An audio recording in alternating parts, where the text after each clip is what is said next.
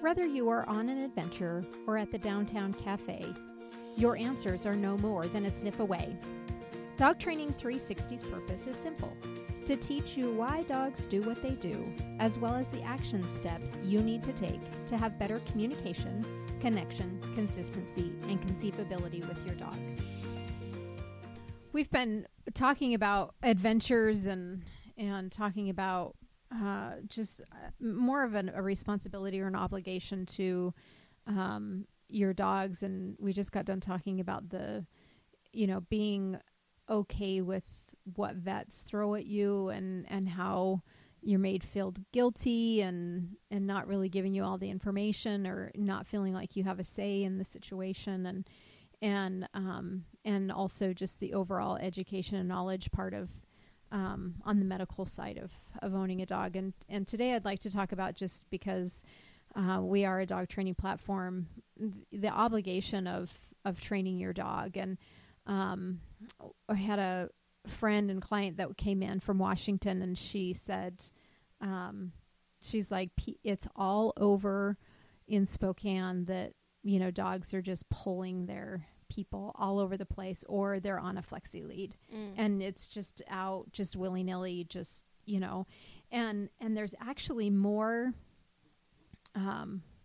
trainers there than any place else. In Washington? Interesting. Yeah. And that people, but the trainers are busy, but that people are not feeling, I don't know that it's responsible, but they're not feeling like that it's an obligation to train their dog. Mm-hmm. And, I feel like just as much as it's our responsibility for our kids to go to school in some way, shape, or form and get an education, that it's the responsibility of us as dog owners to train our dogs to be good citizens in society, whether you're taking your dog out or not. Mm-hmm. For example, Rebecca, who was here, people give her a hard time, and we've had other clients that their friends have given them a hard time for the amount of training that they do with their dogs.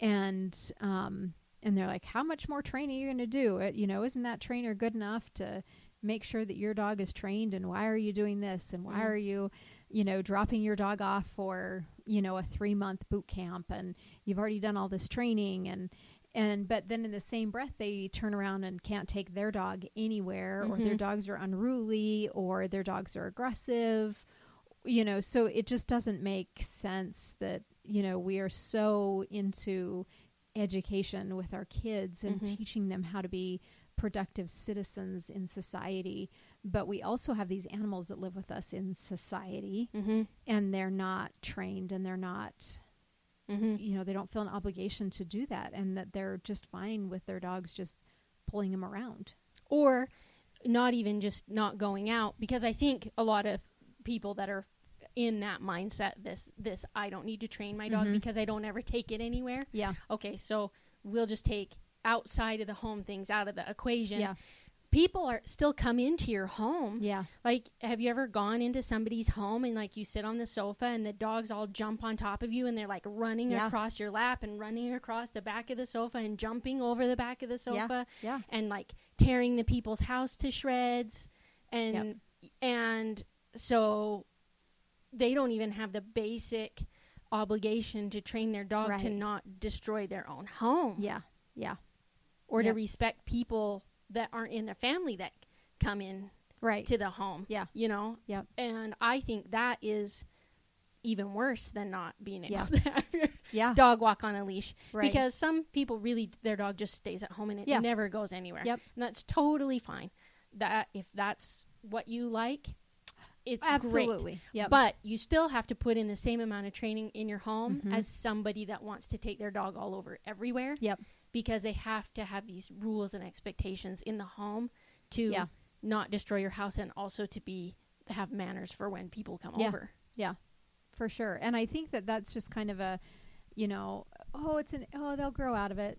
They'll, it's an age. It's, we'll keep working on it, and it's not this.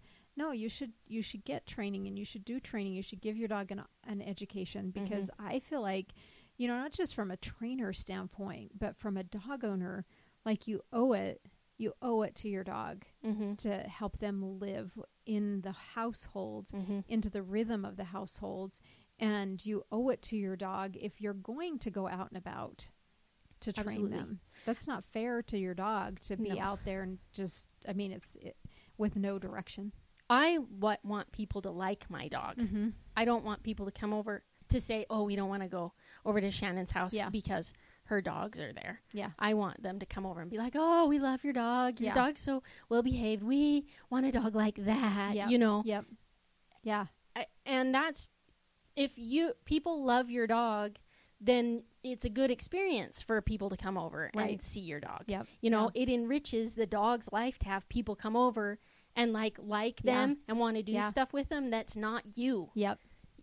And if people hate your dog and they don't ever want to come over, then that doesn't, and your life isn't enriched by having people come over and the dog's not, Yeah. Yep. It's definitely, I definitely don't understand that mentality. There's so many options for training, from reading a book to getting on YouTube to, online stuff. And, we offer all that stuff, but anywhere, whatever you're doing, I just really feel like it's your obligation to put something into the dog to help everybody want to be around your dog. And in return, your dog will want to be around the people because they understand how to be around them. And when you take them places, they have more fun because your dog likes to know what the expectations are, right? Yeah. Yep. We have the expectation at this house that when I'm in the office, all the dogs are on the bed. Yeah. And we're sitting here in my office podcasting, and all my dogs are right here on the bed, right? Yeah. And so if you have those expectations, your dog is comfortable in your house and they know what they're supposed to be doing. Right. They're like happy and they're at peace. Yeah. That's the same when you go out. Yeah. If you have, your dog doesn't know what the expectations are and you try to take them somewhere. Yeah. And then you're mad at them or you're mean or you're frustrated because they're not behaving the way you think they should, but you didn't teach them the expectation beforehand. Yeah. You're not having fun. They're not having fun. Yep. They're not going to want to go with you anymore. Yeah. And I really like when I kind of have to sneak out of my house because my dog wants to go. Yeah. You experience this all the time. Your dogs are just like, yep, we're going. Yeah, all the time. Yeah. And then you have to decide, okay, well, I guess you can go. Or no, you really have to stay here today.